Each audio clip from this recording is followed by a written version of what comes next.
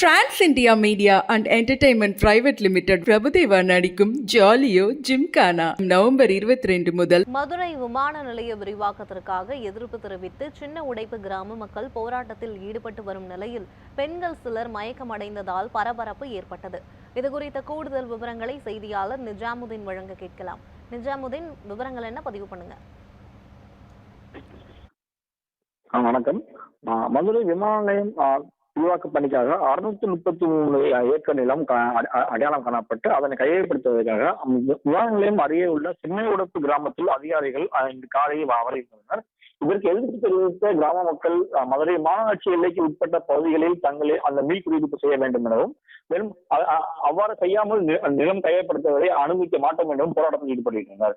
மேலும் இதனைத் தொடர்ந்து அமைச்சர் மூச்சு தலைமையிலான சின்ன உடைப்பு கிராம மக்கள் பேச்சுவார்த்தையில் ஈடுபட்டனர். மேலும் இந்த பேச்சுவார்த்தையில் உடன்படாத நிலையில் கிராம மக்கள் நிலம் கையப்படுத்துவதற்கு எதிர்ப்பு தெரிவித்து கவன ஈர்ப்பு ஆர்ப்பாட்டத்தில் ஈடுபட்டிருந்தனர். மேலும் இதன் காரணமாக சின்ன உடைப்பு அந்த பகுதியை முழுவதுமாக பரவல் ஏற்படுத்தது.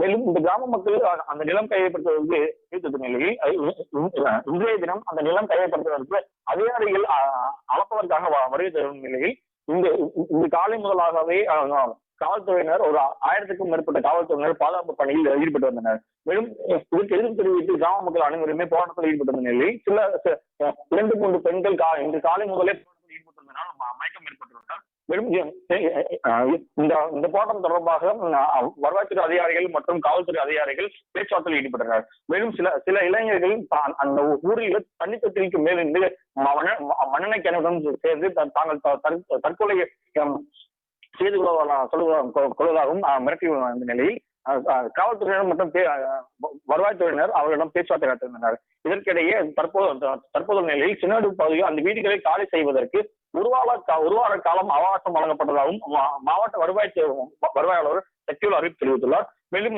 இந்த போராட்டம் தொடர்பாக அந்த மயங்கி விழுந்த பெண்களுக்கு சிகிச்சை அளிக்கப்பட்டு வரும் நிலையில் தற்போது இந்த ஒரு வார காலத்திற்குள் இந்த வீடுகளை காலி செய்ய வேண்டும் எனவும் அந்த ஒரு அறிவிப்பை வெளியிட்டுள்ளார்.